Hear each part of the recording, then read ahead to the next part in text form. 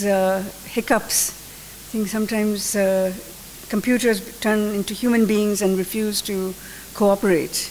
But anyway, now I think we're all set. And now, I know this is probably the most familiar of the books on the reading list for most of you, right? And before you came into this class, how many of you had read Jekyll and Hyde? See, that's it's not surprising, because this really is a novel that has circulated quite widely over time, and Stevenson's work remains perhaps one of the most often read and recreated in different film versions, different theaters, even musicals. And I think one of the abiding interests of Jekyll and Hyde is what is referred to in the opening slide about the duality of human beings. And I've begun with a longish quote by Dr. Jekyll, which is really more towards the end of the novel, rather than something that appears in the beginning. And I'd like to read that quote with you, where he says, "With every day, and from both sides of my intelligence, the moral and the intellectual, I thus drew steadily nearer to that truth by whose partial discovery had been doomed to such a dreadful shipwreck, that man is not truly one, but truly two. It was on the moral side and in my own person that I learned to recognize the thorough and primitive duality of man. I saw that of the two natures that contended in the field of my consciousness, even if I could rightly be said to be either, it was only because I was radically both. And from an early date, even before the course of my scientific discoveries had begun to suggest the most naked possibility of such a miracle, I had learned to dwell with pleasure as a beloved daydream on the thought of the separation of these elements." So right at the outset of this discussion and this lecture, I can see that we are going back to some of the themes and the questions that a few of you raised about the representation of men of science in the late Victorian imperial era. And I think some of you have been interested in looking at the correspondences between representations of men of science in Britain and likewise in India, and to what extent that model is held up as a cultural and social aspiration. But ironically, so many of these Victorian novels also regard with suspicion the ambitions and interests of these people, of usually men of science. And we've been talking about Sherlock Holmes as the epitome of rationality and Western logic. We didn't get to talk too much yesterday about Sidney Atherton in the novel The Beetle. But Sidney Atherton is perhaps the most extreme example of a man of science using his knowledge for destructive purposes, in his case, to build what is like the prototype of the atomic bomb. And in the quote that I read with you yesterday about Sherlock Holmes's kind of ambiguous presentation, as Watson put it, that he had the look on his face and the kind of intent of his pursuit, that if he had been interested in using his knowledge for malign purposes, Sherlock Holmes would have actually been closer to the criminal than he would have been to a man of science whose intention is to benefit humanity. So even Sherlock Holmes has this, he's qualified. His scientific precision, his deductive methods are qualified by Watson's almost terrified assessment that Sherlock Holmes is perhaps capable of the criminal behavior that at the same time he was pursuing.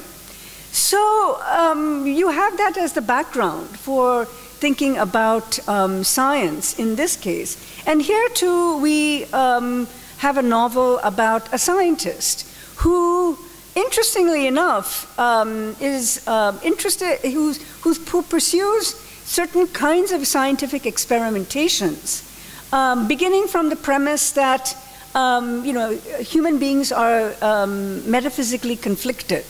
I mean, this is an interesting twist in this novel, that he's not simply talking about science as an abstract goal, but he begins from the position of self-awareness that human beings are somehow burdened by the contamination of their evil side. You know, that human beings have a tendency to commit wrong that leads to very tragic circumstances.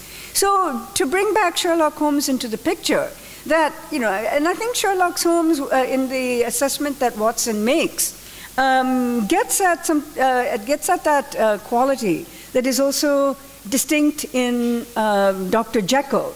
But in Dr. Jekyll's case, it's this acute self-awareness that he, as I just read out in that quote, that I learned to recognize the thorough and primitive duality of man, and that these two natures are always contending in the field of his consciousness. So it's from this anguished awareness that human beings are composed of this intertwined structure of good and evil that is not effectively separated. You know, that these two aspects of morality and immorality, good and evil, cannot be so neatly separated, so that even the person of virtue commits various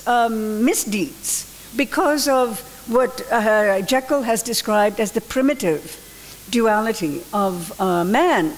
And I think I may have this in a later slide, but I want to stay on this quote right now, that this notion that there's this primitive duality of man harkens back to a lot of the theories of criminality that were circulating in Victorian Britain. And one of the, this is slide, if you don't mind just going to slide 7, and then we can go back to slide, this is Cesare Lombroso, who's an Italian theorist, who theorized that criminals are more primitive than other humans, and that they represent a throwback to an earlier, more violent period in human development. So Lombroso, like a lot of these European ethnologists and philologists, had concocted this whole theory about the evolution of races across the globe. And Lombroso specifically focused on criminality, and he studied the skulls of criminals. I think many of you might be familiar with phrenology, the P-H-R-E-N-O-L-O-G-Y, phrenology, which is the study of the human skull, yes, the human head. This had become a science in the 19th century, that the shape of the skull, the bumps on the skull, the shape and the size of the skull could all be taken as indicators of the moral inclinations or not of an individual, so that the more bumps that there were found on one part of the head were indicative of a propensity to criminal behavior. So there was this very elaborate theory of criminality that fed into the existing racial theories. And we have already seen, some of these racial theories that come out in the novels, most particularly with Tonga. Tonga, who is immediately pronounced to be a savage, simply by the physical description.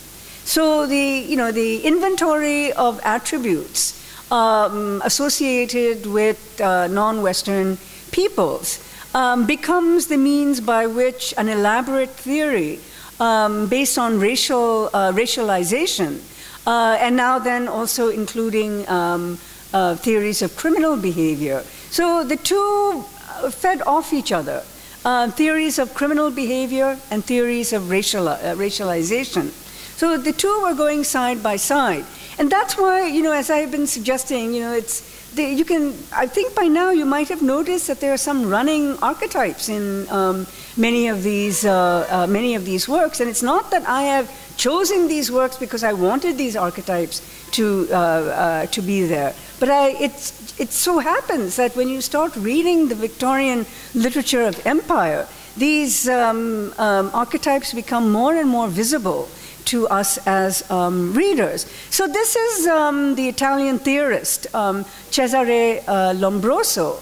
And Stevenson incorporates many of the theories that Lombroso had adumbrated in the 19th century. And readers of Dr. Jekyll and Mr. Hyde would not have read the work in the way that we today would read it, which is like this fantastical tale of a man who is split in two because of a chemical reaction. But the contemporary readers of Stevenson would have recognized exactly those theories that were being alluded to. And Dr. Jekyll is perhaps the best manifestation of what that kind of self-consciousness meant. Because, as I said earlier, it was that anguish of recognizing that he too had could have this disposition to criminality that made him determined, if we can go back to that opening slide, slide 1, that he had to develop some kind of experimental techniques whereby the division between good and evil could be physically materialized. And I can't help feeling that there's a lot of religious rhetoric that comes out of this. Even though the context for this work and so many of the other works we've been discussing is the decline of religion in Victorian Britain and the advent of secular discourses, based on science and skepticism and disbelief of, superstition, occultism. Nonetheless, Dr. Jekyll encapsulates, I think, a very long history within himself of, the burden of sin, which refers to the, the Christian thematic of, the fall of man and the expulsion of man from the Garden of Eden. And as a result of the expulsion from Eden, human beings are condemned to mortality. So the mortality is believed to be a byproduct of sin. And the way to redeem oneself from the burden of mortality is to believe in Christ. This is the Christian theme that will actually be pronounced when we read She. Remember this, because I want to talk more about this. So that this, the offer of immortality is available only when the, belief in Jesus Christ as the Son of God who came to earth in order to redeem humankind from the burden of sin. So the Christian narrative is the one that frames the narrative of good and evil. So with the expulsion of human beings from Eden, human beings always have to contend with that burden of sin. And Dr. Jekyll in this quotation here, I think is evoking, that kind of long, that archaic anxiety of, that burden of sin. He says the two natures contended in my consciousness, and that I was radically both. But what is curious about this novel, and especially in the way that Jekyll responds to this existential crisis of containing both good and evil in his person, if he were still in a cultural environment where the religious narrative prevailed, he could have said, my way of dealing with the burden of sin is to believe in Christ and to be redeemed from the burden of sin by belief in Christ. So the religious answer to the predicament that Jekyll is expressing here would be available to him if the belief in the religious narrative still prevailed. But we are talking about a time when religious belief was declining as the center of influence. So Dr. Jekyll is caught at the cusp of decline of religious belief and the rise of science as the absolute way of positioning oneself within the world. But what Jekyll does is actually a very ingenious answer to the predicament of no longer having available a religious alternative for separating good and evil. His way of finding a parallel to religion is through drugs and experimentation. This is his breakthrough insight, that drugs become almost equivalent to the liberating and redemptive influence of religion. But where there is no religion, he's trying to find some equivalent to religion, whereby the two can be separated. And it's in that idea that he can say that from an early date, even before the course of my scientific discoveries, I had learned to dwell with pleasure on the thought of the separation of these elements. So the separation of these elements is ostensibly a religious motive, ostensibly, to retrieve the good in yourself and forsake the evil in yourself. But Jekyll dispenses with the religious narrative, and instead he makes his breakthrough insight, which is, I can do this through drugs, through chemical experimentation, and arrive at the same solution that religion offers.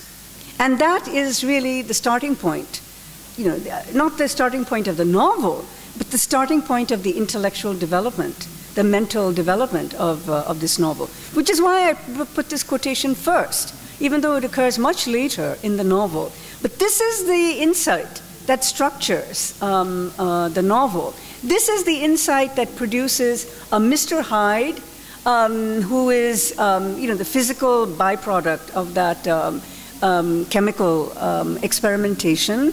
And so that when the novel opens, we don't even see Jekyll. We see only Mr. Hyde. We see the evil man, who's committing grave actions. Can we just go to the next slide? I wanted to also discuss the continuation of the quote from Dr. Jekyll, just so that we can parse through the motivations that give birth to Mr. Hyde. And this is Dr. Jekyll speaking. If each, I told myself, could but be housed in separate identities, life would be relieved of all that was unbearable. The unjust might go his way, delivered from the aspirations and remorse of his more upright twin, and the just could walk steadfastly and securely on his upward path, doing the good things in which he found his pleasure, and no longer exposed to disgrace and penitence by the hands of this extraneous evil.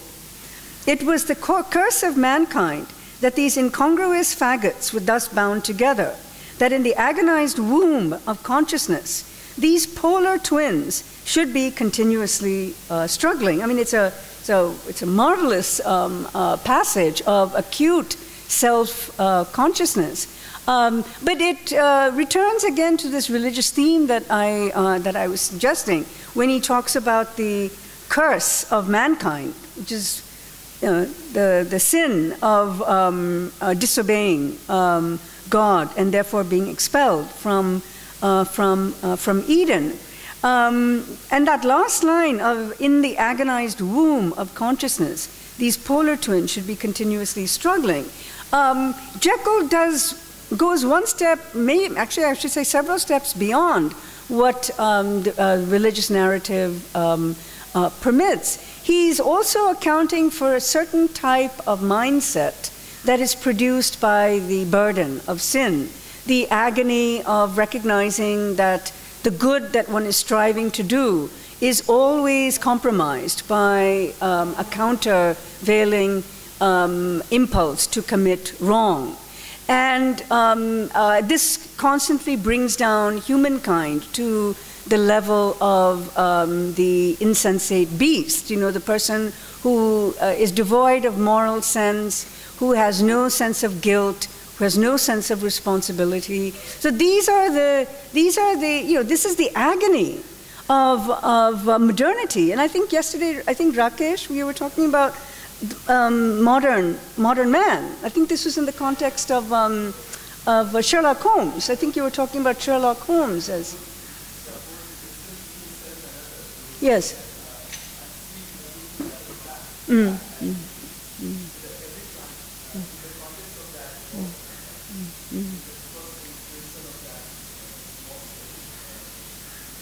I think he wants you to. In just beginning of that novel, you find that Mr. Watson is really impressed by that lady, and Sherlock Holmes is saying that what I see my client as just as a fact, just as a unit. That's a precise expression by him, as a unit. So I'm very clear that any kind of emotional linkage or any kind of emotional intrusion can distract me. So Sherlock Holmes is committing his own kind of separation. Yeah.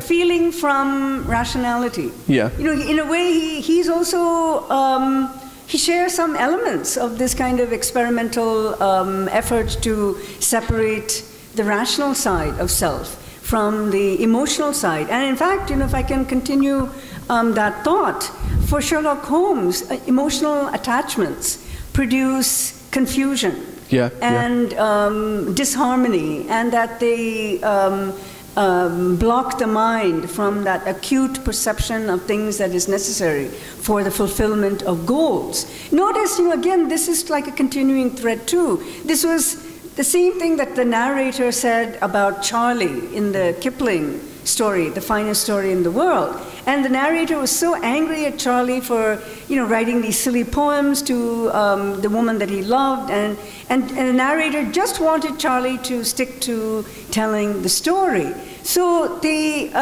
this separation between what the narrator in Kipling, Sherlock Holmes, and the Sign of Four, and here Dr. Jekyll say is that these are these different elements of self. When they are colliding with each other in one person, they produce confusion, weakness, vulnerability, and in some instances even decay, physical, moral decay.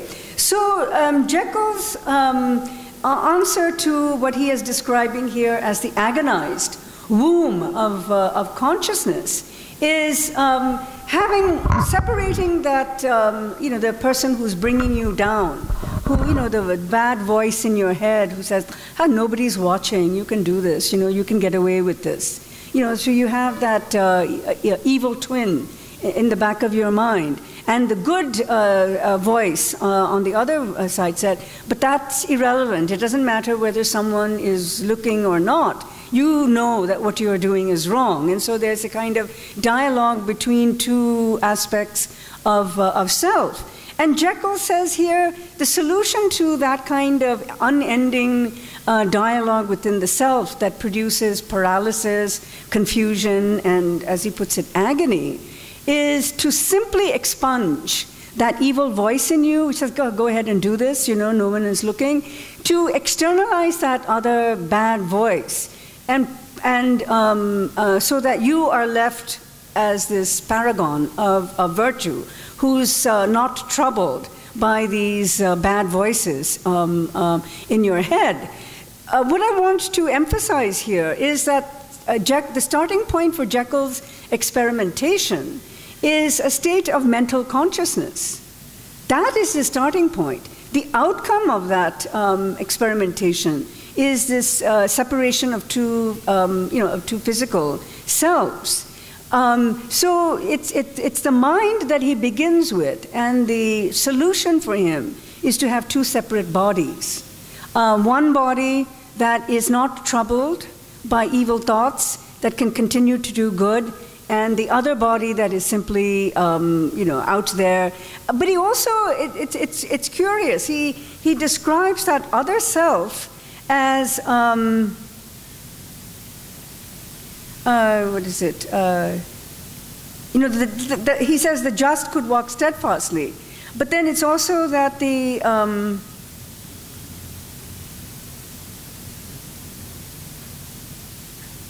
that the just can go can walk securely. But there's also this suggestion, and I think it comes in a later quote, we'll get to that slide, where, Mr. Hyde, a personification becomes necessary for the fulfillment of sensual pleasures and violent tendencies that you cannot acknowledge within yourself. That other self has to be expunged. So Mr. Hyde becomes the physical self who is allowed to indulge himself in sensual pleasures, in evil thoughts, running over children without any guilt. That guilt, according to Jekyll, is a burden. That if you have these two voices that are competing in your head, the reason why there's that competition in your head is because you have guilt. Otherwise, you wouldn't have a dialogue in your head. The guilt is what is making you answer to the bad voice in your head by saying, no, you have to be true to yourself. And, so it's guilt. And with guilt, also responsibility.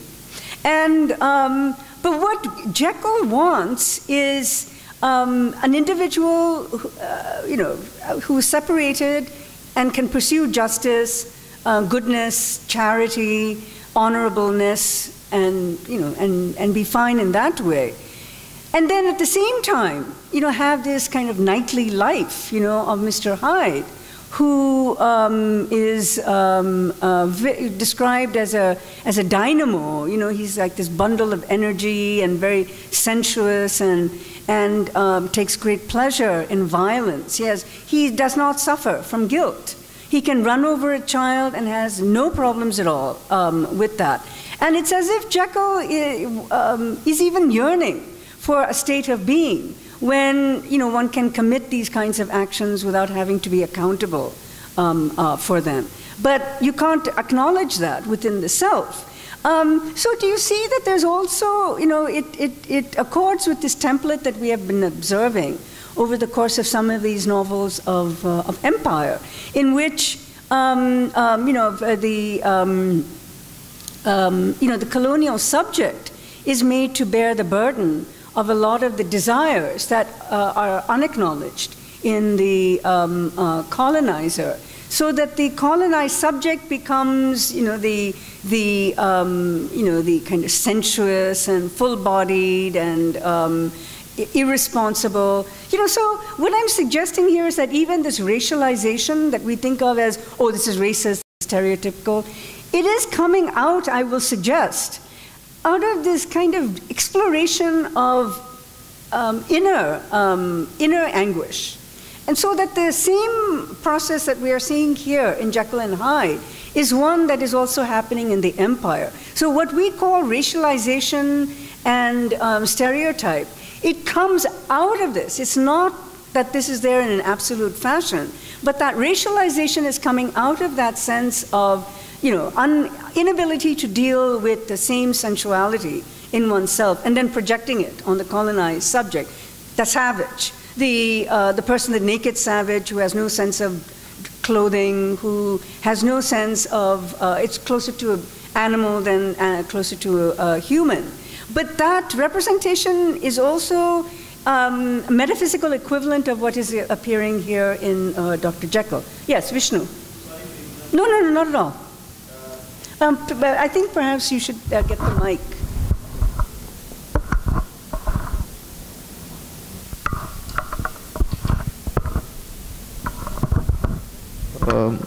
Could you please elaborate on the point that you have just mentioned, that colonial subject is made to bear this, with regard to the concept of desire as such, which is again produced by, maybe in today's world, by the corporate houses. By the what houses? Corporate houses. Yeah. You mean like consumerism? Yeah. Mm-hmm. But prior to that, again, this notion of desire, again, I think it is more Western to a country like India, which was, ascetic, more religious, and I feel that the colonial masters, when they came here, they looked at India as a body to be enjoyed. Yes, right. So, your notion of how the colonial subject is made to, made to bear this, could you please elaborate more on that? Yeah, what I wanted to suggest here is that this might not be so clear when one is only reading, a novel like,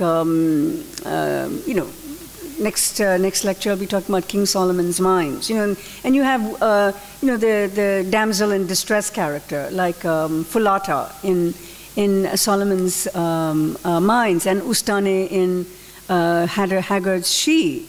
But then you also have the Kukwana in King Solomon's Mines. They're described as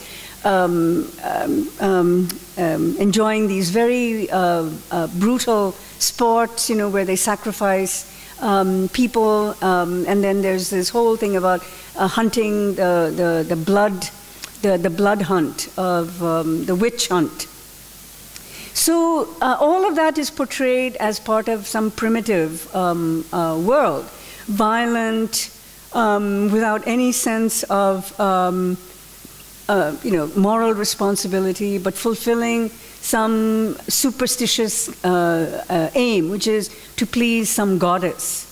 So the sacrifices are made in order to please some goddess. So I'm drawing out that comparison in order to suggest that while there was a great deal of disapproval by writers about these superstitious practices, there was also a certain fascination for them, as if those practices, of what were described as savage clothes, naked bodies, the sensual appearance of, and even if you'll remember in the marriage practices, that these in the novels by Haggard, it's the women who choose their mates. It's not the men choosing their partners, but it's the women who are choosing their mates. So everything that was against the standard of Western propriety and Western morality was denounced as savage. But what I was trying to suggest here by bringing in Dr. Jekyll as a contextual work to place this racialization is that the racialization goes back to what Jekyll describes as the agony of consciousness, that one is still bound by impulses to bad and evil in oneself. And one way of reconciling the presence of evil within oneself is to say, I'm not evil, but the other person, this man in the Kukwana, that they are the ones who are evil because they are performing these savage rites. So it's every pronouncement of judgment or evaluation comes out of this steady evacuation of all the qualities of evil and immorality and depravity from oneself and projected onto the other. So that's what I'm. Is that clear? Okay. All right. So so if I just to continue then. So that is the quote that I had is the actual starting point of the novel. Though from writing point of view, the starting point of the novel is the encounter with Hyde by with Enfield and Utterson, and one of the curious things about this novel is the circle of friends. And we don't even meet Jekyll until a little bit later in the novel. The novel bears the title of the protagonist, Jekyll, but he appears quite a bit later in the novel. And instead, we first meet his friends, Utterson and Enfield. And the opening lines, and I wanted to just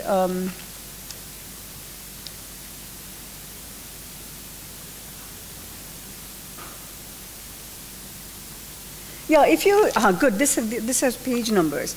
On page 4, if you have this handout, about the middle of the page, just a sentence I wanted to draw to your attention. It was reported by those who encountered them in their Sunday walks that they said nothing, looked singularly dull, and would hail with obvious relief the appearance of a friend. And this description of these people who meet, who's supposed to be part of a social circle, very intimate social circle. They have dinner together. They meet. They meet up in Dr. Jekyll's house. Presumably, it's a very intimate social circle. And yet, every time we meet these friends getting together, they're like characters in a Brecht play. They're just sitting, saying nothing to each other, and not really showing any evidence of joviality, cordiality, none of the qualities associated with social interaction. And you think of people who are always bubbling and talking, but there's very little of it. And this first sentence is, I find, very arresting, because it... I'm sorry? Yes, Waiting for Godot, right. Yeah, that's the Brecht play. And it's not just Waiting for Godot. So much of Brecht is about this kind of absurdist social interaction, where characters don't have anything to say to each other, and there are long periods of silence between them. They're just staring at each other. And have any of you read Bertolt Brecht or seen any of his plays? Brecht seems to be very popular in India because I think there are any number of vernacular adaptations of Brecht. Yes, exactly. Badal Sarkar. Yeah, in Hindi and I think also in many other different languages. But I think one reason why Brecht is so it's a good example to bring out here is that Brecht highlighted the alienation of modern society. That we can talk about social circles. We can talk about social media, by the way, which I don't think is a particularly happy place for many people. It suggests, you think social media and it's all about connection and it's about, kind of closeness and mutual knowledge. But in fact, social media has become almost like an albatross for many people, and it produces division rather than connection. Yes?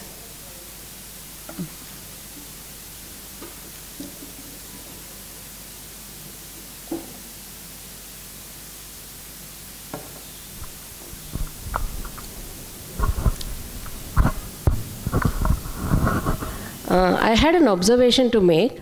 A much more wider, complex, modern, open-ended, without the binaries as such, voicing out the same theme is found in Snake by D.H. Lawrence. I find this a very striking parallel, but of course, there it is closed. Are you talking about the plumed serpent? No, the snake. It's a poem. Okay, no. Oh, I thought you were referring to his novel, The Plumed Serpent. No, it is the poem I am referring to. Okay. But it is the same voice that is found here, but it is much more complex, wider, open-ended. We can give a lot of interpretation to it. Whereas here, there are a lot of binaries, evil. The binaries, but are also produced. This is the point that I'm trying to emphasize, that the binaries are reintroduced. Because what JEKYLL is saying in that long quote is that the human consciousness is intertwined, that you can't separate, that they're both mutually interactive. And what he wants to do is to create those binaries. And I was using the religious analogy, to say that the chemical experimentation is the analog of, a religious quest. But what I also wanted to say is that, there's no chalkboard, so I can't. Manichaeanism, the Manichaean duality, this idea of, which was very much present in early Christian doctrine, that the human self is a substance, split between good and evil, that good and evil are substances. And the Manichaeanism refers to the binary between the good self and the evil self. So what JEKYLL is doing is, in fact, to reintroduce those binaries. It's not that these binaries are still operating in the novel. In fact, it's just the opposite. It's that JEKYLL is confronted with what you have described as everything is sort of mixed and open and so forth. But that is what JEKYLL describes as the agony of modern life, that one is bound by the inability to escape from these other impulses. What he wants to do is to reintroduce these binaries. In Lawrence, it is a very seemingly simple situation. Yeah, let's not go into Lawrence right now, okay? Because that's a different topic, and we're talking about. I'll make this point and stop it at that. Instead of evil, there it takes the shape of elemental, which is something very instinctive, which you cannot dispense that is the thing I wanted to. Yeah, I mean, I think that there are lots of comparisons that come into play, but let's sort of go back to the context of this course. So in the opening, you have, as I was suggesting, this kind of dreary situation of friends meeting up with each other and not really having very much to do with each, kind of in a kind of close, connected way. But then we hear about this child, okay, and this is with Mr. Enfield, who describes this the scene. And here too, I want to read on page 6, top of page 6. Street after street, and all the folks asleep, street after street, all lighted up as if for a procession, and all as empty as a church, till at last I got into that state of mind when a man listens and listens and begins to long for the sight of a policeman. And then, he says, all at once I saw two figures. One, a little man who was stumping along eastward at a good walk, and the other, a girl of maybe 8 or 10, who was running as hard as she was able down a cross street. Well, sir, the two ran into one another, and then there's this, and the man tramples over the child's body and leaves her screaming on the ground. And then he says, it wasn't like a man. This is what I want you to pay attention to. It wasn't like a man. It was like some damned juggernaut. It wasn't like a man. It was like some damned juggernaut. So, so first of all, Hyde, this is our first visual introduction to Hyde. And he's barreling down the street like a juggernaut. Let's pull that, keep that word there in your mind. He's barreling down the street. He's like a dynamo, like this sort of physicality. He's just sort of the opposite of these other friends who are presented as very static and unchanging, and they want to preserve the stability of their circle without any interruptions from the outside. And here is Hyde coming like a whirlwind. Now, do you think there might be any significance in his being called a damned juggernaut? Huh? Yeah, exactly. You know that juggernaut, which has now become an English word, is a corruption of juggernaut. And so for Stevenson to use this description of Hyde as a damned juggernaut brings in this other religious context, of the Hindu religious chariot, of men, being,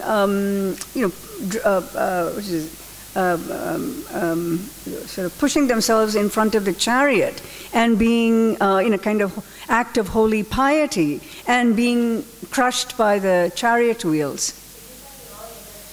Raw energy, exactly, signifying raw energy. I'm glad you used exactly that phrase, because that is the way that the Hindu festival is portrayed. First, this idea of kind of this steady and in tempo of the chariot bearing the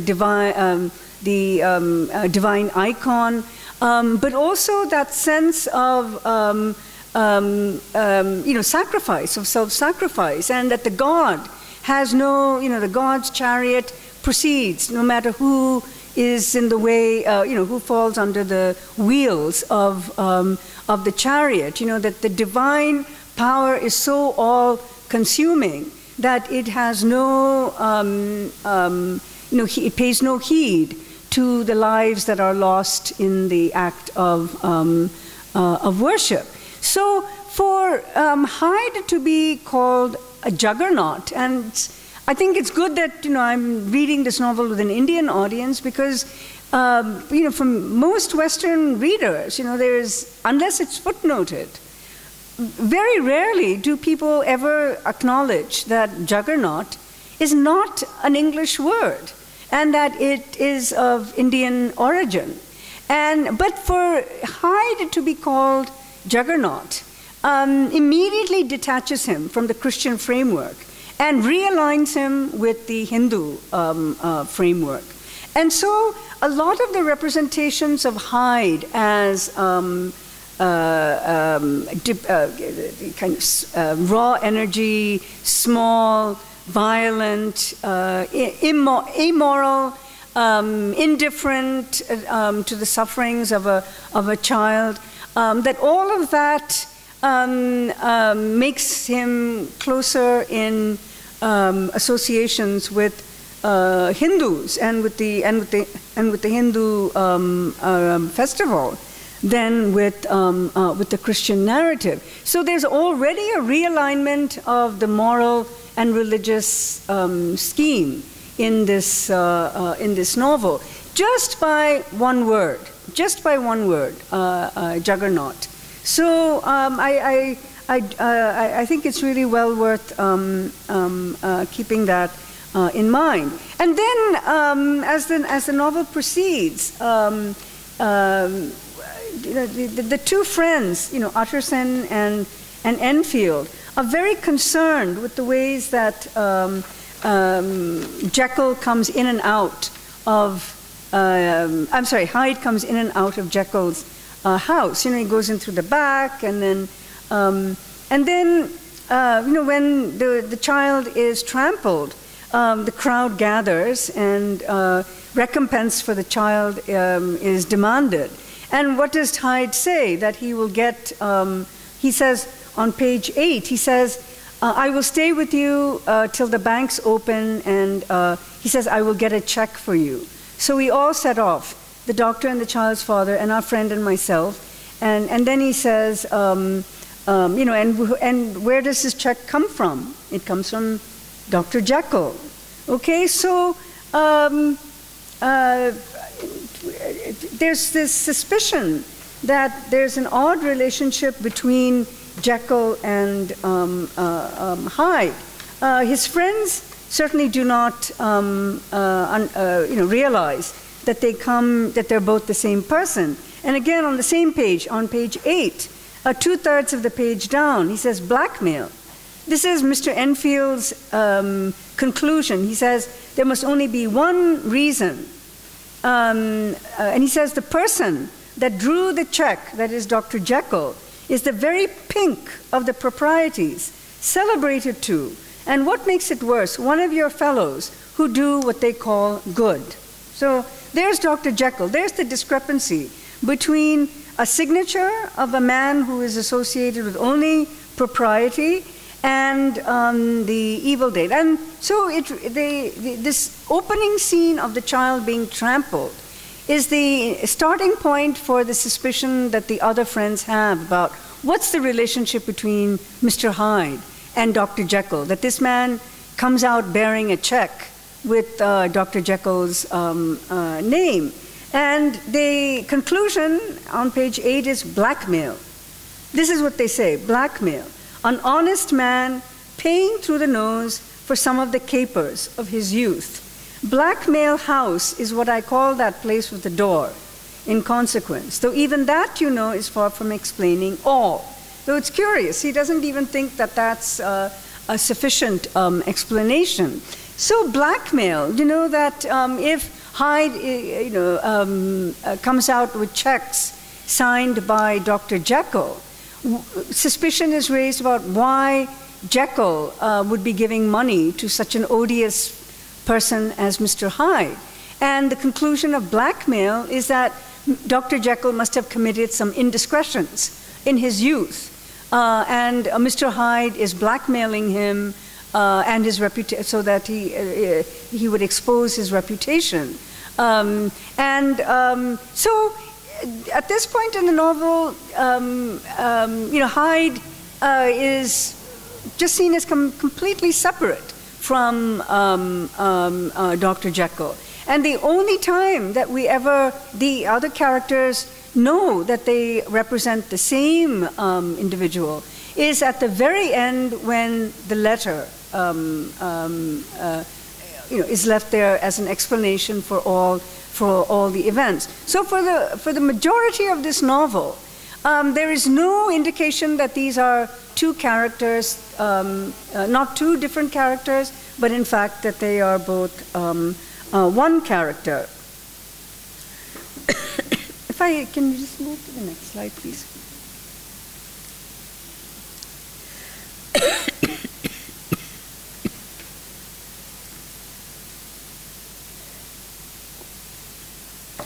So the question that is raised at the point when it is discovered that Hyde is a product of Jekyll's experimentation and that Hyde and Jekyll are one and the same. The question that would have to be asked is, how does this discovery of Hyde and Jekyll's oneness impact or change our understanding of the novel? After all, we are led to believe through the other characters that Hyde is an evil person blackmailing Jekyll for the indiscretions of his youth. In Jekyll's account of the narrative, it is clear that he would ideally have himself and Hyde split into two characters, which would allow him to behave morally without the negative influence of Hyde. So the outcome of the novel, and I realize again we don't have too much time, but I do want to leave some time for discussion, is that the neat separation that Jekyll is attempting to do is thwarted by Hyde having more and more power over Jekyll. That is signified perhaps most dramatically by Dr. Jekyll's will that Mr. Utterson has deep problems with, you know, because in the will, Jekyll has left all his fortune to Hyde. And this is becoming a question of tremendous anxiety for the others. Again, intensifying this question: what is the relationship between Jekyll and Hyde? So, for Hyde to be the heir of Jekyll is the way that the other characters are reading it. But from Dr. Jekyll's point of view, the leaving of his fortune to Hyde is an acknowledgement that Hyde is now gaining more and more power over Jekyll. You know, that Jekyll has become a diminished character the more that the experimentation is continued. The experimentation is actually having the effect of making the Hyde character dominant and the Jekyll character subordinate. So what originally began as an effort to keep the two totally independent of each other, as the novel proceeds, Jekyll is acknowledging the extent to which Hyde is becoming the real person, who is Jekyll, not Dr. Jekyll himself. The motivation for his experimentation was to give goodness an independence, an autonomy that would allow it to flourish. But good is not flourishing. In fact, good is sinking. And it is evil that is resurfacing. So the experimentation fails because the total separation of the two is seen to be totally inadequate. And that, in fact, the character of Hyde is increasingly making more sinister presence in the life of Jekyll, and in fact ultimately takes over Jekyll himself, and Jekyll must die in order for Hyde to live. Now, what's curious here is that you know, this question of inheritance, and maybe there was something that I had on. I think it was slide.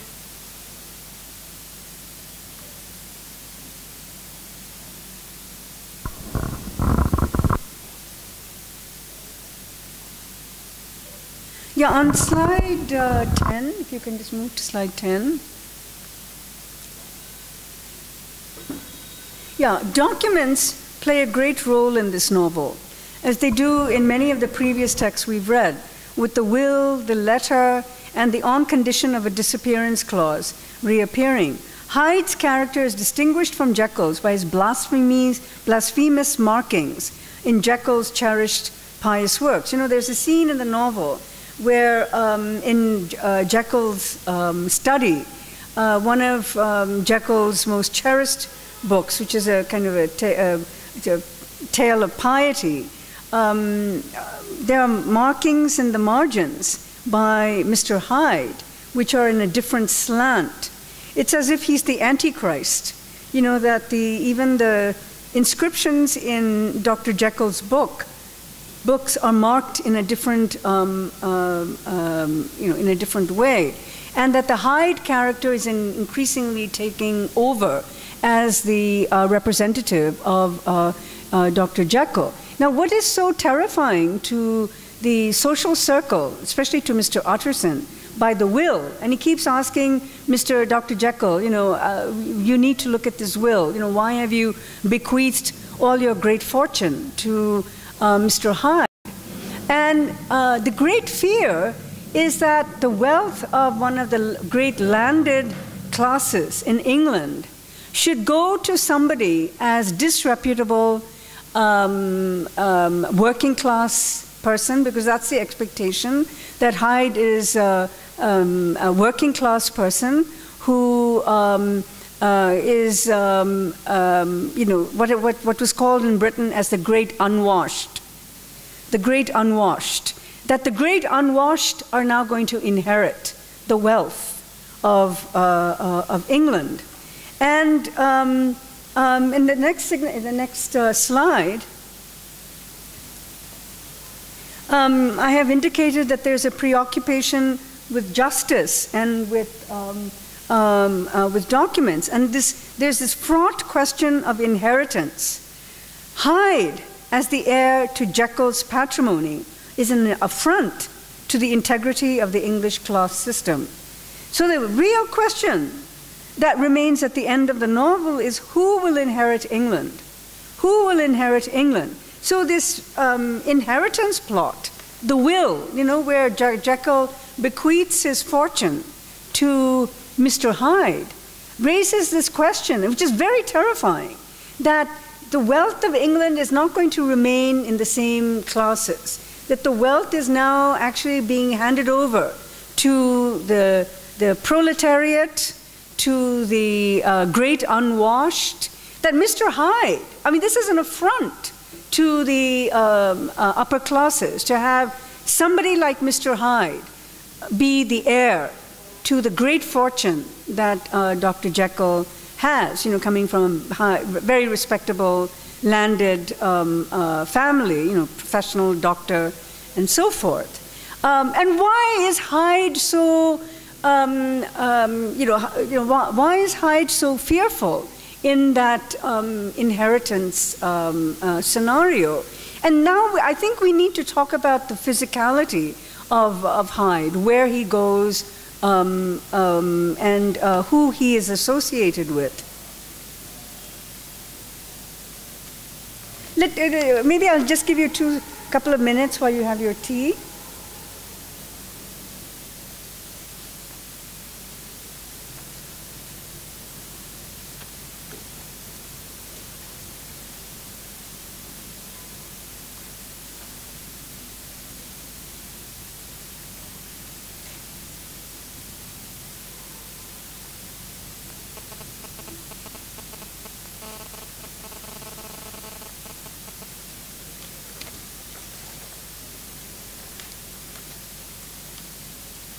In the first, one instance I want to point out, and then we can, in the chapter called Search for Mr. Hyde, we are told that Mr. Hyde always returns to a residence in Soho.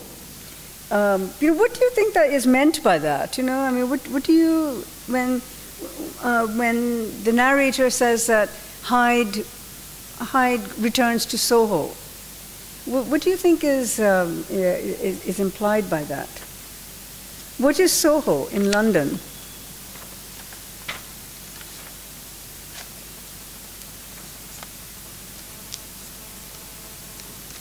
Soho, it's like seen as the ghetto of the underclasses, of the immigrants. Soho as the place where the poor were ghettoized. Look at page 29.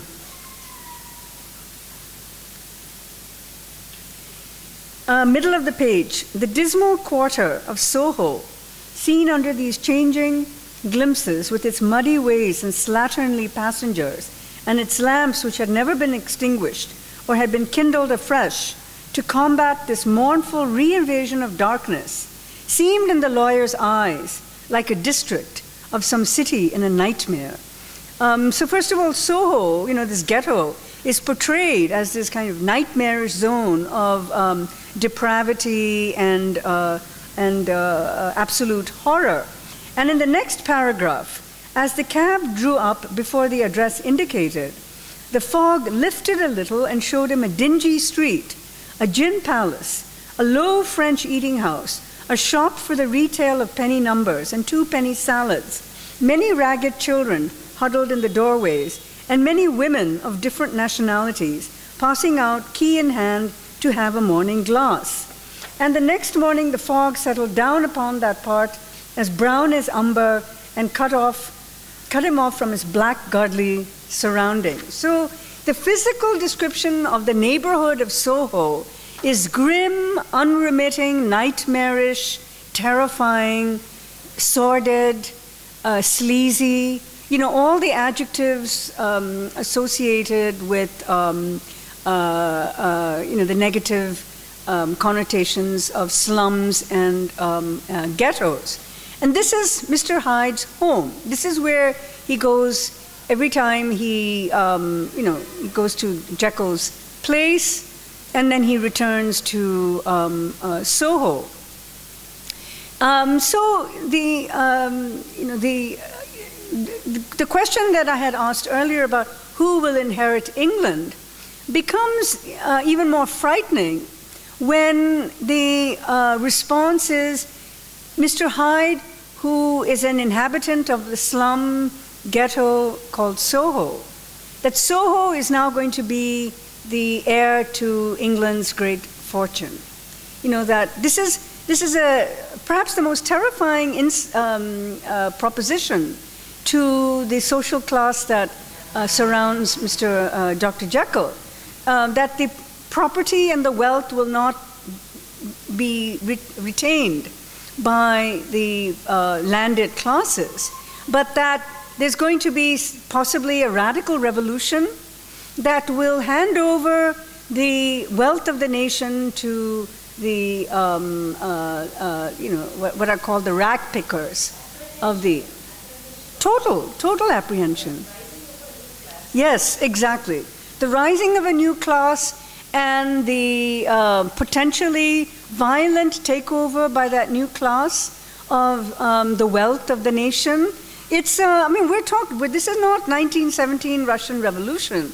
We're talking some years before that. And yet, there's this impending fear that the resentment and antagonisms between the working classes and the upper classes in Britain are reaching a point of radical revolution.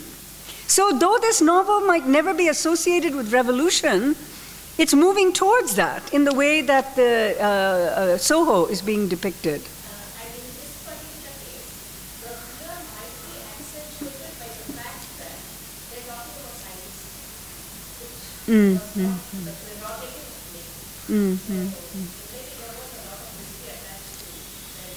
to the scientist, yeah.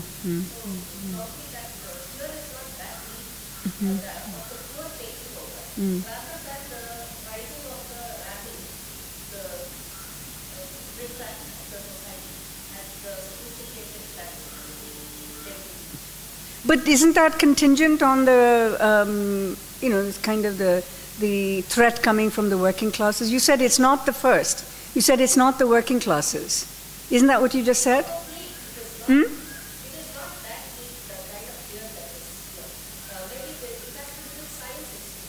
Well, I would dispute that, because the fear that is coming out in Utterson, especially about the will, because he wants Dr. Jekyll to rewrite the will so that Mr. Hyde is not made into the heir. And the question I would ask is, what is driving Mr. Utterson's dread of this possibility that Mr. Hyde can actually inherit this huge fortune of Dr. Jekyll? And because as far as he knows, they are two separate people altogether. That why is Mr. Hyde being singled out as the heir to Dr. Jekyll? What I'm offering to you is the possibility of thinking about this novel in a more broadly social allegory fashion.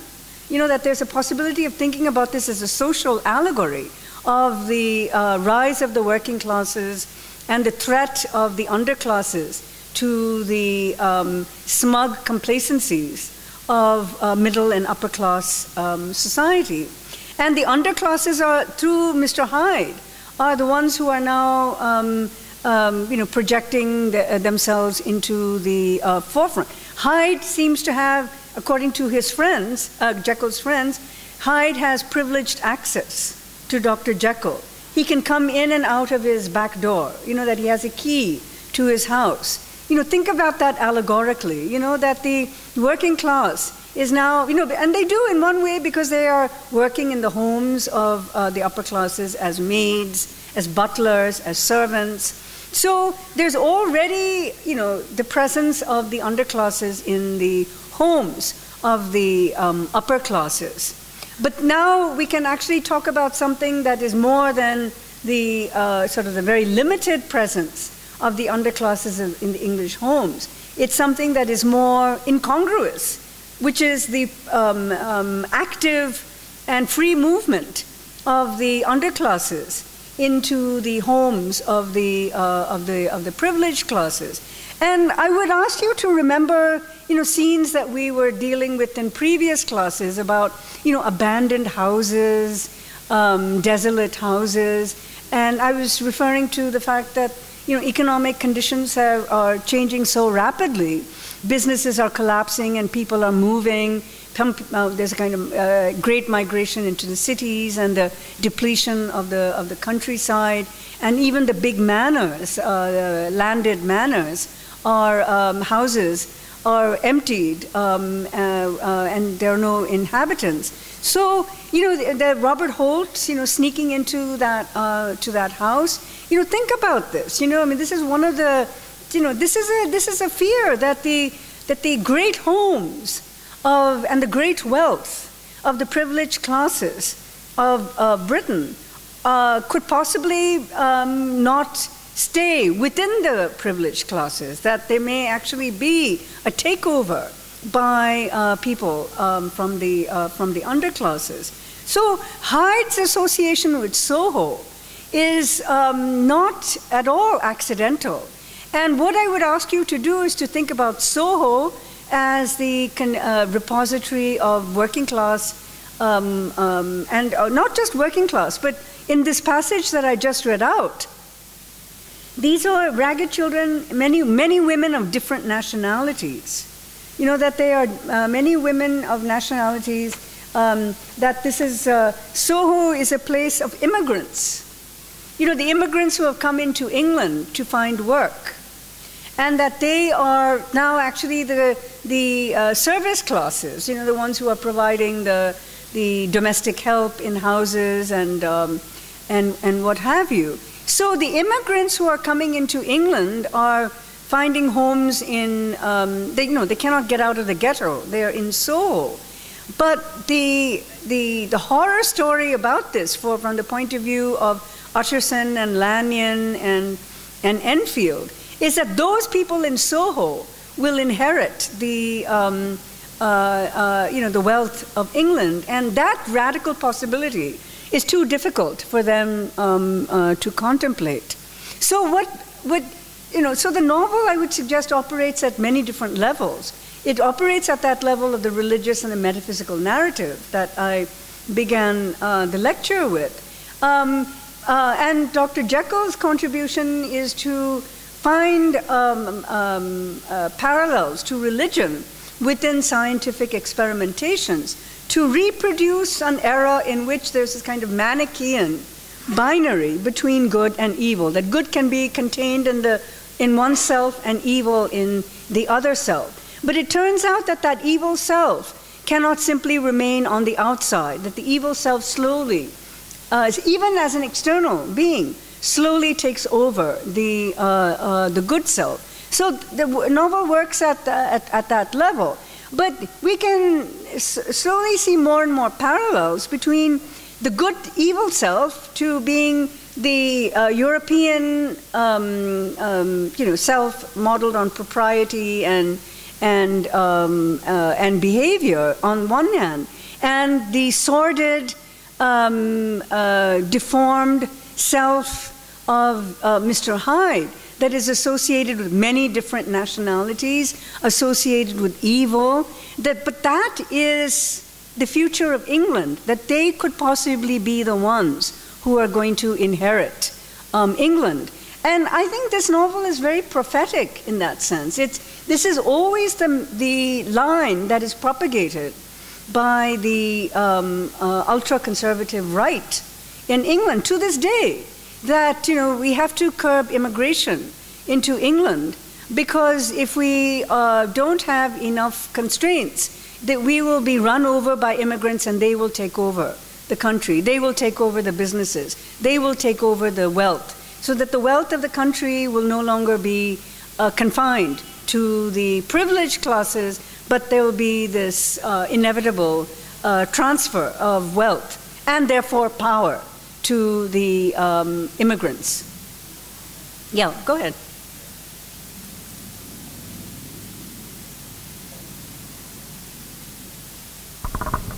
So ma'am, can we think in these terms that the disruption of routinized time by the alternative time that we have been discussing in the last few sessions is manifesting itself not only in this novel but also in the other novels that we have discussed, in terms of not only the presence of colonial guilt but also in terms of the rise of the working class?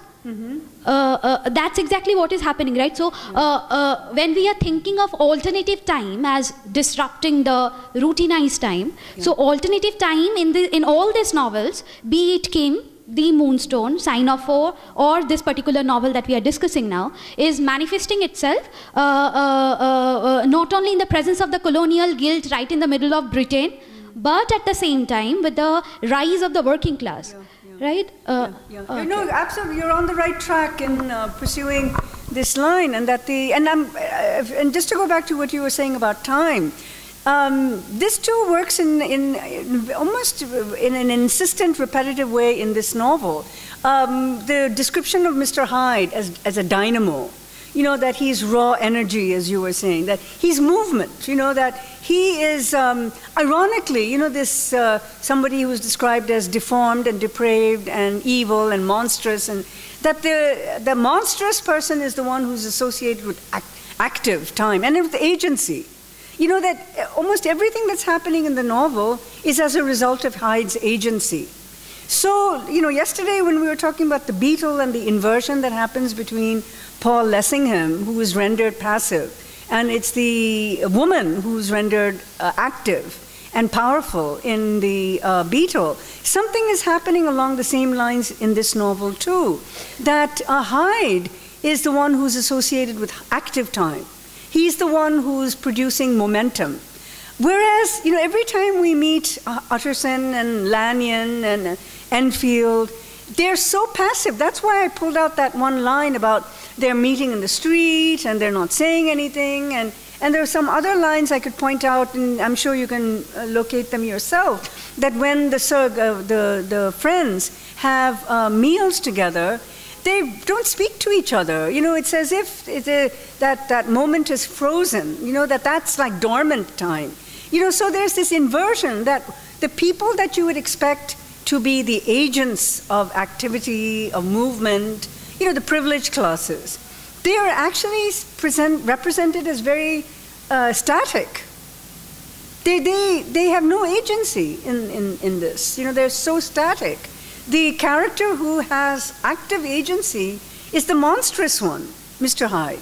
So there's an inversion that is going on in this novel that is very suggestive of you know, what we saw in yesterday's reading.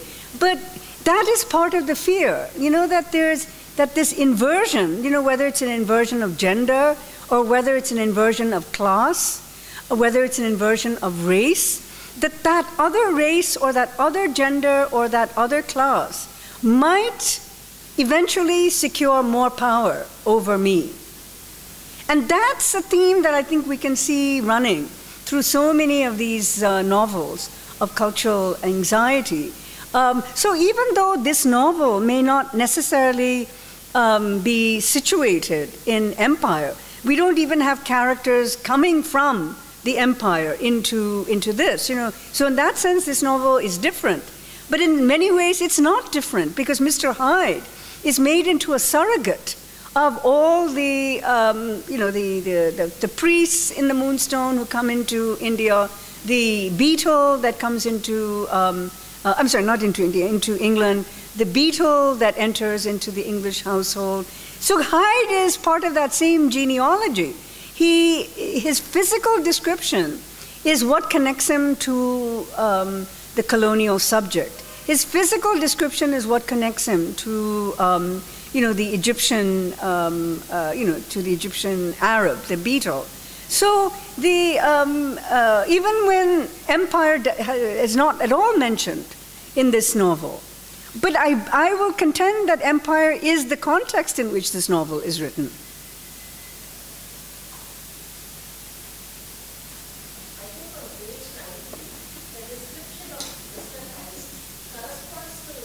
I think he wants Mike.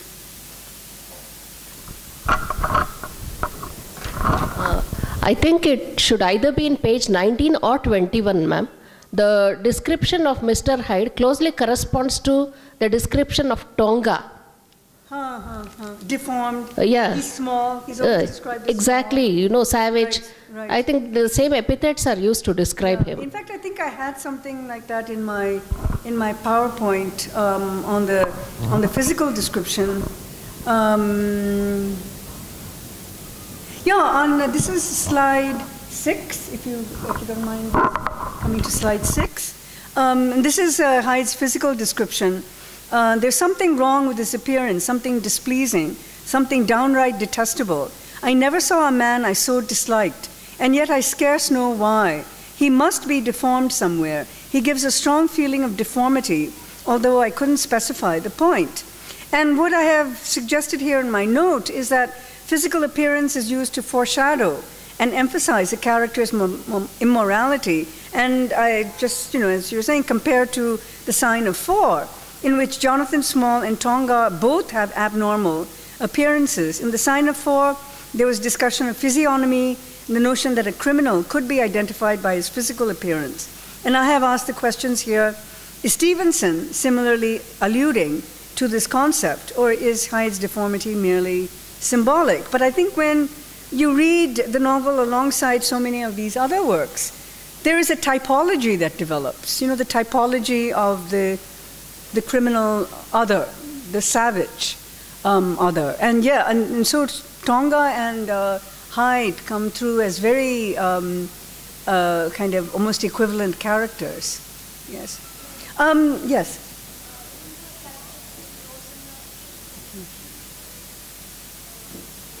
Just read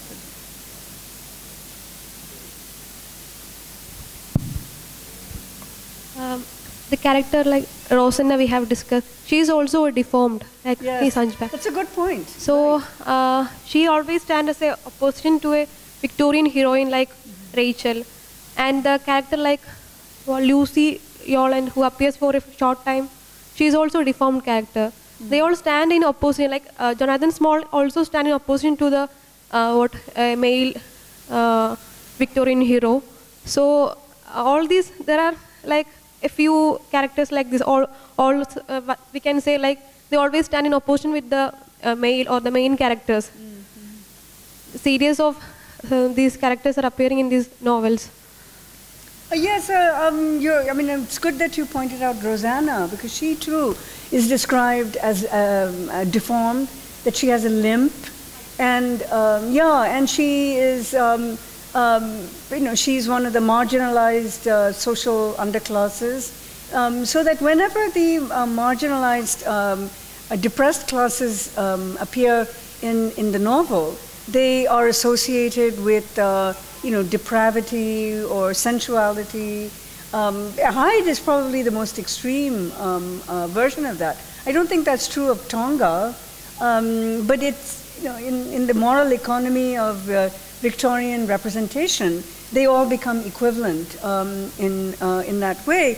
Let me get at there's some other points that I wanted to, that chapter on the murder of Carew, the one where there is a reference to Soho and the immigrant nationalities.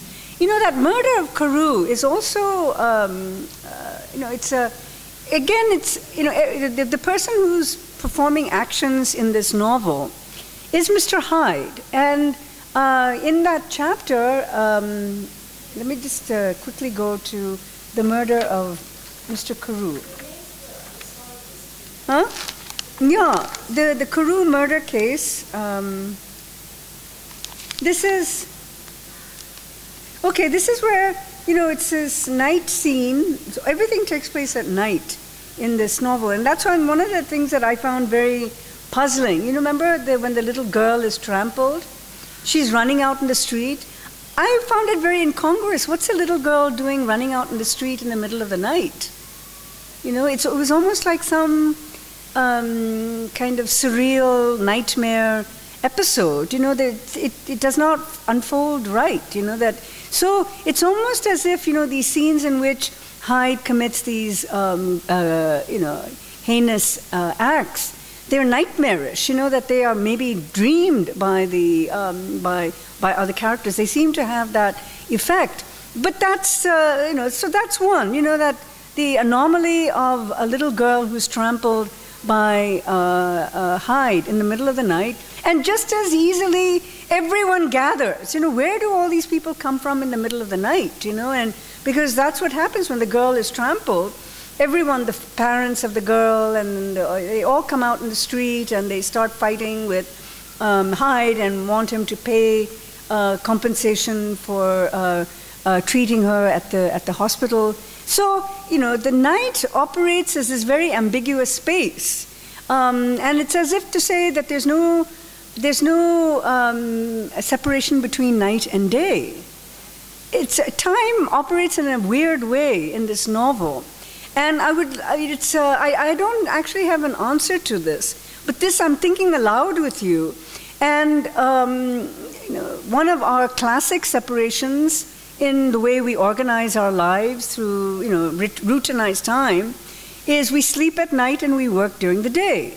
So that's a very clean separation in the way we divide our time. But in this novel, night and day seem to be blurred, and my sense of that comes from the fact that I cannot explain why a little girl is running out in the street in the middle of the night, and why all these people would turn up so quickly in the middle of the night, when presumably, because everything else he describes is silent and eerie, and then suddenly the whole scene is bustling with action. And my proposition is that that's one of the blurrings that's going on, the separations, in the way we organize our time, we organize our schedules, that night and day are also now messily involved with each other, that we don't have a neat separation. And the second instance is of Mr. Carew, though in his case too, here on page 27, there's a maid who's standing out in the window. And there too you would say, what's a maid doing? It seems to be in the middle of the night, and she's standing there and she's looking out, and she sees Mr. Hyde, and then all of a sudden, on page 27, he broke out in a great flame of anger, stamping with his foot, brandishing the cane, and carrying on as the maid described it, like a madman. The old gentleman, and we find out his name is Carew, the old gentleman took a step back with the air of one very much surprised and a trifle hurt. And at that, Mr. Hyde broke out of all bounds and clubbed him to the earth. And next moment, with ape-like fury, and he's always associated with apes and this animalistic association, he was trampling his victim underfoot and hailing down a storm of blows under which the bones were audibly shattered and the body jumped upon the roadway. At the horror of these sights and sounds, the maid fainted. And it was 2 o'clock when she came to herself and called for the police. But this Mr. Carew, question is, what's he doing in this neighborhood? It's not a particularly reputable neighborhood. And Mr. Carew, we learn, is a very respectable man. What's he doing in this neighborhood? So there's this lurking suspicion in the novel that the problematic that besieged Dr. Jekyll, that human beings are subject to these very terrifying impulses, terrifying in the sense that it leads them to acts of sensuality or depravity, and that being overwhelmed by those sensations is what produces conflict, anxiety, and guilt. Is Mr. Carew in the wrong side of town because he was seeking pleasures in another part of town that he could not find in the respectable areas? Was he trying to visit some kind of brothel in this neighborhood? These are very open-ended questions, but we can't really explain what Mr. Carew is doing in that neighborhood. We don't know. This is the thing, that all that we know is that for some reason, Mr. Hyde just broke out in a great flame of anger that there's no explanation for, that violence has no reason. Violence is an impulse. Violence is, and once the impulse is there, it's directed at anyone who happens to be there in front of one. In a way, again, it's a kind of commentary on the what increasingly has become a fact of modern life, that violence cannot, violence doesn't always have a reason. Like road rage or, self-hatred, killing for the sake of killing as sport, which is why, in some of these novels when we see animals being hunted, is that part of, something to get out of one's system, that the killing for sport becomes a way of expunging these, this urge to kill. You can't kill your fellow human beings, so therefore you kill animals, so there's that very uneasy space between, and I think Mr. Carew, I've always been bothered by the fact that you can't explain why he is where he is in the middle of the night, unless you try to explain it in terms of his venturing out into, a place where he could fulfill his own needs for sensual pleasure.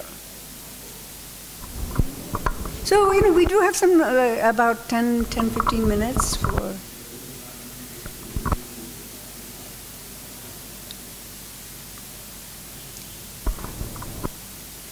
Anyone? Yes.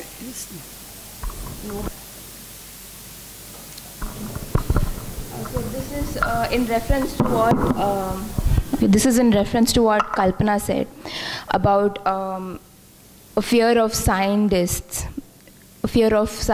So I think I do agree with her, because the way in which the laboratory is portrayed in not just this work but also in the previous work, The Sign of the Four, when Holmes and Watson break into the room of Bartholomew Sholto, they do find a kind of lab which has a kind of sinister connotation. So could it be possible that the act of conducting experiments in private, yes, was viewed with some kind of negative connotation in this yes, area? Definitely. In fact, I think the way Dr. JEKYLL practices his experimentations so secretly and doesn't let anyone in. That's why it's even more surprising to his friends that Mr. Hyde is able to go in and out of that lab. That a lab that he doesn't allow anyone else to come into. So the fear of the scientist who's undertaking experiments done in a spirit of secrecy is one of the great fears that comes about. And it becomes, of course, one of the great tropes in science fiction. The mad scientist. H.G. Wells had the novel The Island of Dr. Moreau. It's a short novel. It's really worth reading. If you, which I think actually fits into a lot of the themes here, that Dr. Moreau is a scientist in England who had experimented with animals and used live animals for experimenting for various purposes. Like I was saying, the way that animals would be used for vivisection, live animals, to see what part of the body experiences sensation, so that whenever there's a twitch by an animal, that was that was one place where the sensation is noted. But the live animals were used to do this. And I was suggesting yesterday when we were reading The Beetle that Paul Lessingham, when he twitches, and that he's put in the same position as the vivisected animal.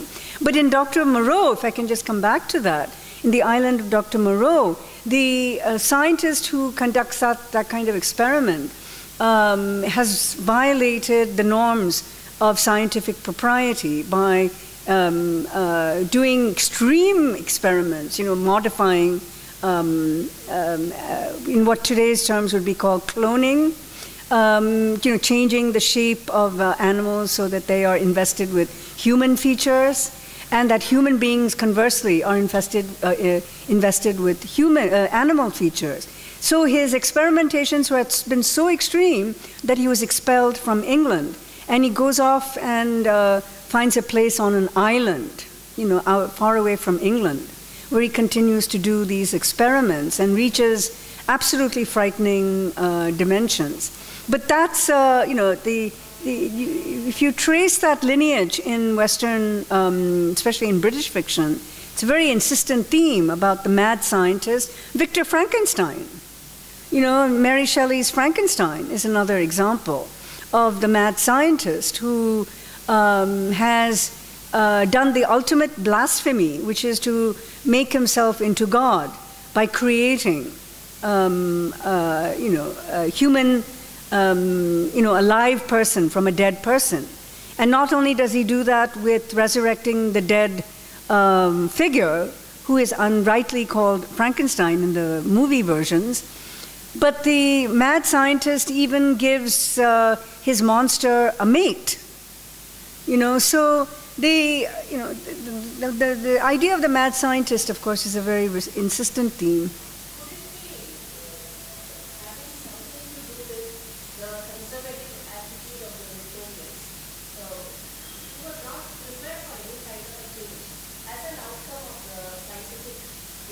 Yeah.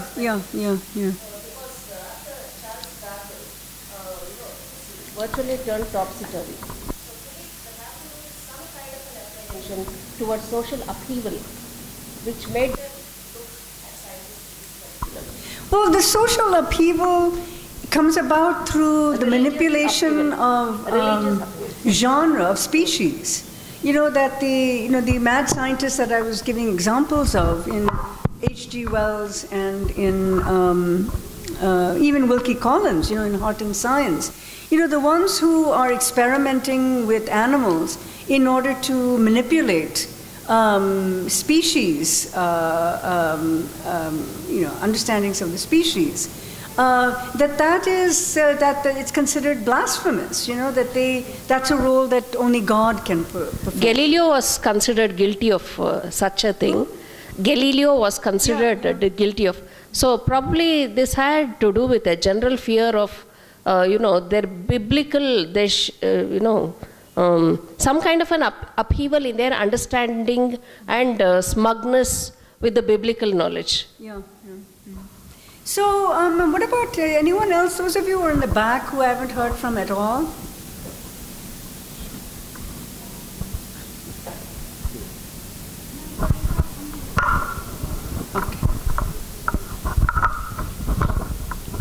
I actually want your insight on a particular passage that appears. I'm following a different book. If you can just give the chapter. It's Remarkable Incident of Dr. Lanyon.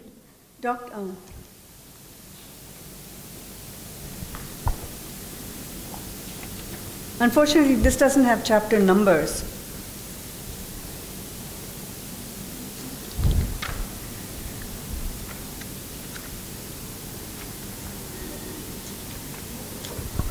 Yeah, I have it now. Yeah. In my book, it's just after first two pages. There is a passage where Utterson actually receives a note from Dr. Take the mic a little further from you, please. Yeah. So Utterson receives a note from Dr. JEKYLL, where Dr. JEKYLL actually requests Utterson, saying that I have brought on myself, I'm reading that passage out, I have brought on myself a punishment and a danger that I cannot name. If I am the chief of sinners, I am the chief of sufferers also. I could not think that this art contained a place for sufferings and terrors so unmanning. And you can do but one thing, Utterson, to lighten this destiny, and that is to respect my silence. My question is, just a few minutes back, you talked about the Dr. JEKYLL's attempt to introduce the idea of binary and his failure to do so. And there is this particular word that has been used, the word unmanning. While talking about the novel The Beetle, you said something about the disruption of categories, disruption of inherited categories, resulting in the connection between the disruption of inherited categories and the idea of emasculation. Yes. Do you think this passage can be read in that line? I think, this word unmanning is really curious in light of the fact that he talks about it in the context of terror. And one thinks of Paul Lessingham in The Beetle, who is so terrified when he first sees the beetle that he becomes like, he's paralyzed and he loses his masculinity, and he keeps saying it. It's not even just a surmise; it's an actual description. And I think this is. But I was actually even more interested in the previous sentence that you had cited. I could not think that this earth contained a place for. No, I'm sorry. If I am the chief of sinners, I am the chief of sufferers. Also, I think this is a very it's a very, very striking line in light of the fact that Jekyll's experimentations emerge from what I have been describing as an existential crisis. That crisis of not being able to effectively contain these conflicting impulses of the willingness to do good and the inability to refrain from doing evil. And he sees that as a condition of modern man. From a biblical point of view, it's like the sin, which is why, it's interesting he uses the word sin. If I am the chief of sinners, it's almost as if he inflates himself and saying, I am like the chief, I'm like Adam, the original Adam, who was expelled from heaven, from the Garden of Eden. So for him to say the chief of sinners, the second sentence part of it is even more striking. Then if I'm the chief of sufferers, it's as if to say he's thinking, I'm like Jesus Christ, I'm the chief of sufferers. Because one thinks of the redemptive suffering of Jesus Christ as what will release humankind from the burden of evil, right? So for him to say, if I am the chief of sinners, I am the chief of sufferers, is to suggest that he's saying, if I can sort of rewrite this, if I am like Adam, I am also like Jesus Christ. That's really what this comes to. If I am like Adam, I am also like Jesus Christ. So he thinks, through his scientific experimentation, he is going to find a pathway for the redemption of humankind. That's the great mythology of science. That science thinks it's going to lead to the benefit of humanity, that humankind will be relieved of the burden of illness, of suffering caused by cancer. That's what the scientist is. I mean, this is the great noble motivations of science. It's to produce the work that will lead to the understanding of phenomena that, when properly understood, can lead to the betterment of material life of humankind. Whether it's the doctor who finds cures for various illnesses, or whether it's a scientist who finds solutions to things like developing a machine to flush the toilet or what have you. So all of that is seen as towards the betterment of humankind.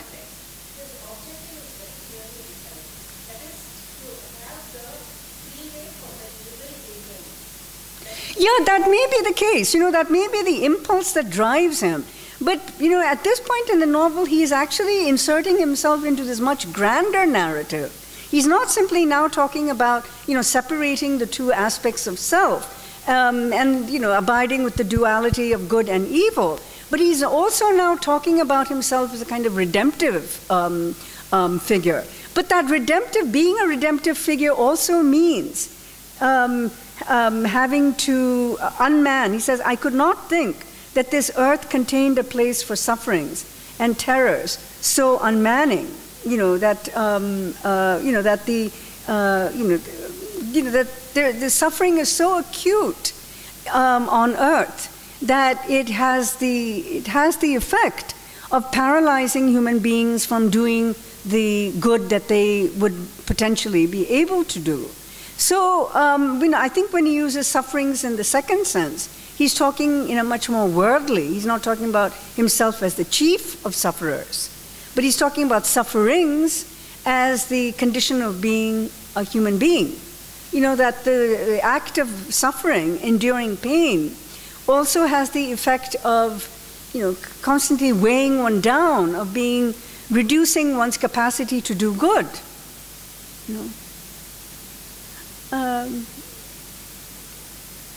Vasanta, right? Did you have a comment? Oh, I thought you did. Perhaps we should have this as the last. It's 12 o'clock now. Ma'am, I find it very interesting. You talked about this trope of the mad scientist. That first of all, about Frankenstein, and now this novel, The Strange Case of Dr. JEKYLL and Mr Hyde. And what makes it more interesting is that Universal Pictures, who actually owns the rights for all these films, have been trying to make a universe interconnected with all these properties, with Frankenstein, Dracula, with the Invisible Man, and especially the Mummy. So it seems very interesting to me. Yeah, no, I think it's a good observation. Yes, indeed. And Rakesh, did you have a small comment? Yeah, go ahead. Do you have a tab? Yeah, that'll be fine. We'll close after this. I have a small comment regarding your comment about that phrenology, if I'm pronouncing this, phrenology. Phrenology. Phrenology. It also indicates to think about me that emergence of colonial anthropology in India, and you have already discussed about mapping of India, and it was happening by census, by surveys, that geographical mappings. And the races and tribes of India. The denomination of the tribes and categorization of the tribes in colonial India. And I'm trying to thinking about that somewhere as a colonial discipline in India, it was somewhere that mapping of the mind. You have already indicated the mapping of India, that in that geographical location. It's somewhere the mapping of the mind. And the man who has done in his fiction is that Conrad. It's also remind me that Conrad, Heart of Darkness. There is a very interesting episode where that colonial officer, that colonial doctor, is mapping a mind, and there is a scale, and it's a fixed scale which he's using from the generation, from a long time, and it's happening in Africa. So in that colonial India, could you elaborate about somewhere that mapping of mind, somewhere as a discipline, as an empirical discipline, how it is connected to the mapping of the mind? A small comment. I mean, it's you said small question, but it's actually a very big one, and I hope I may be able to elaborate on that maybe in the final lecture, because I do want to give the final lecture as kind of broad, not summing up so much as a where we have gone, where we have been type of lecture. But I will keep that question in the back of my mind, because it is an important one about the mapping of the mind in correlation to this mapping of tribes, of castes, of races, and so forth, because this mapping of the mind also enters into the new sciences of psychoanalysis. So it is a broad question, so I will leave it off for the time being, but we will take it up later. So let us break now.